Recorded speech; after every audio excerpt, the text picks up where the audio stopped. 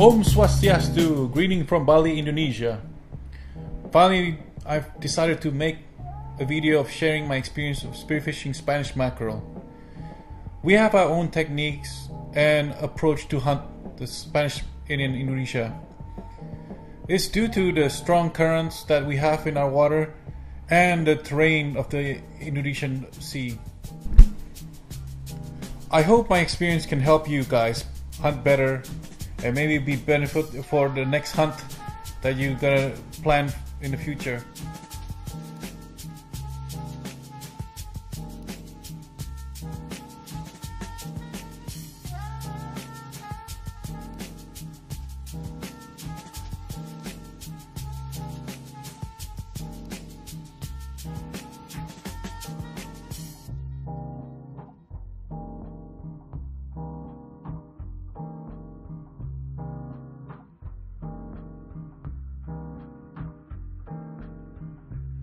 On this footage I was hunting in a reef. I was actually looking for reef fish and I didn't expect that there would be a Spanish coming, and I saw him from the side of my eyes and I had to quickly turn my back and I was shooting the Spanish on my back facing upward.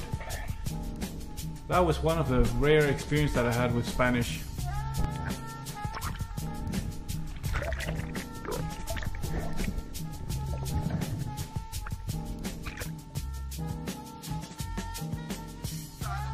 When you're hunting Spanish mackerel, your first priority is to do a spine shot.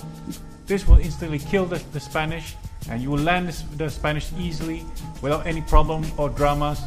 This is the best way to hunt Spanish mackerel.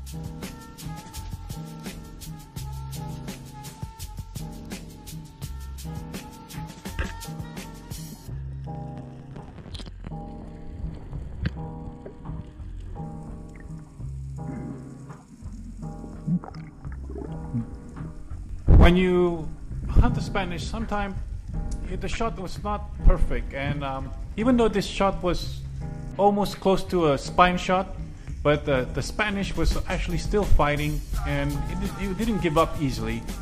And the best way to retrieve it is to let the Spanish run, let it get tired a little bit, let him wiggle, go around, do his little dance, and then slowly retrieve the Spanish when you're on the surface. Don't try to speed it up or just because you landed nicely. Just do it slowly, and this will ensure you land the Spanish safely.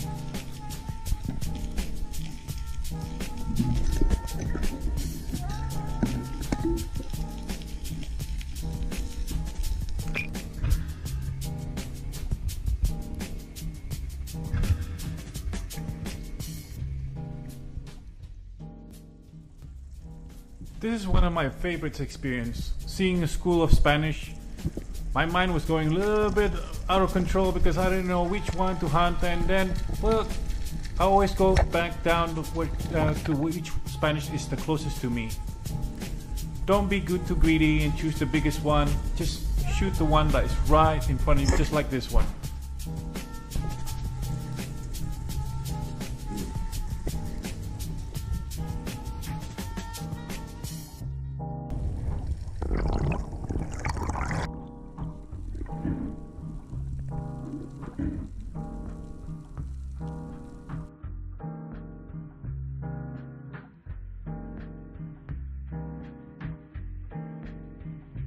When we're hunting Spanish, sometimes we look for an area where there's a lot of bait fish on the surface, or when the water, depending on the current, it will be in the bottom, but there's lots of bait fish everywhere. And usually we have to fight the currents to stay with the bait fish. And the Spanish will always come cruising where the bait fish are. You have higher chances to see a Spanish mackerel this way. This is how we do it in Indonesia, and we always guarantee meeting in Spanish. In this footage, you see me scanning through the area. Never only look one direction. Look to the side, below you, on the top, and then look. As soon as you see the Spanish is coming through where all the bait fish are concentrated, and he went straight to where my spear gun was. This was an easy kill.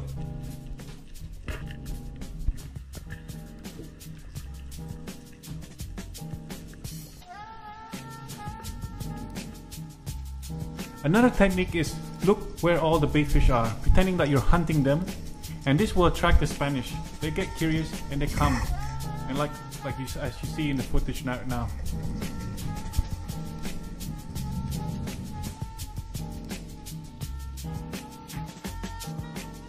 When the current is strong, you have to do a drift dive, and in this footage you can see the current was very strong, and I had to try to choice it a little bit, and then I had to take a long shot, and luckily I landed with a long shot.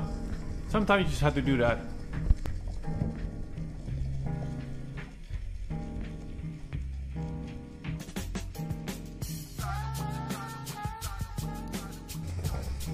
In this footage I was in a drop off, so I was facing toward the deep. All the big fish were behind me. Small little sardines, small rainbow runners, surgeonfish, and I was around 12 meters, and the Spanish was just cruising right in the below. When you're hunting with a reel gun, always have a backup of a reel belt. This will help you to secure your hunt easily.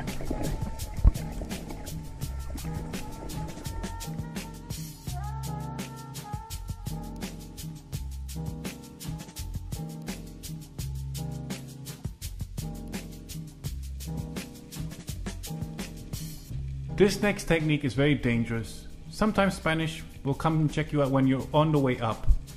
But I'll always leave some breath left when I'm on the way up, just in case there's a Spanish passing through below me. So never attempt this when you're already on the edge of your breath. So never ever do that. That's very dangerous and irresponsible.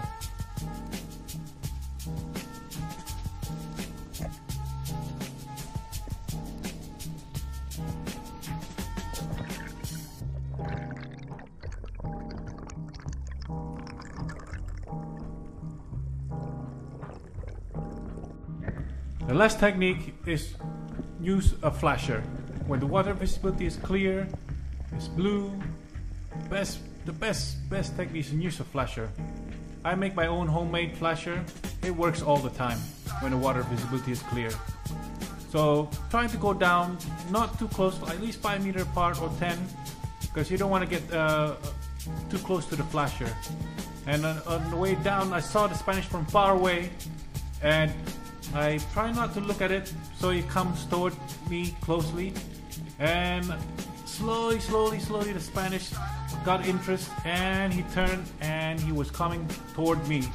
So as soon as I saw the Spanish coming toward me, I turned my back and charged him, because he was on he turned his back and he rode the other way around, and it was a far shot, but I managed to land the Spanish.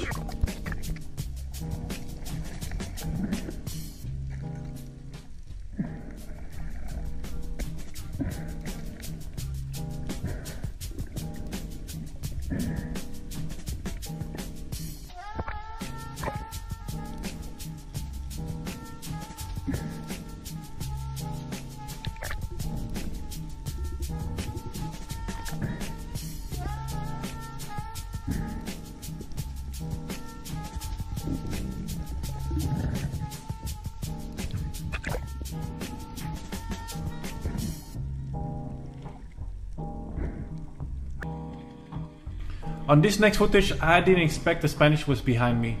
I was looking toward the deep, and then he was going toward the flasher right behind me. And luckily I looked back and then just shot in the right time. But unfortunately it was a bad shot, and I was a little bit worried that I lost the Spanish. So I asked my buddy Suleiman, who was diving with me that day, to go down and do a second shot so I can secure the Spanish safely.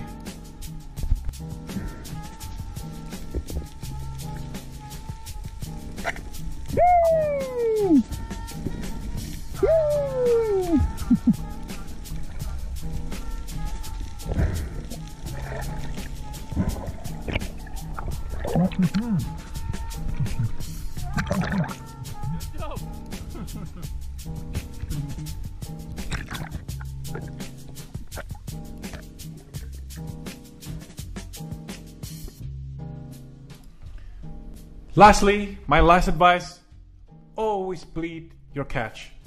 This will make the fish taste better, the meat will look better, and the surf life is better. Always bleed your fish after you hunt. Well, this is the last of the video, so I hope you guys like it. Please subscribe, click like, leave a comment, and I will be making more videos of how I hunt green jobfish, Maori sea perch, midnight snapper, and hopefully soon the dogtooth tuna. Thank you very much, and I hope you enjoy it and will be beneficial for your future hunt.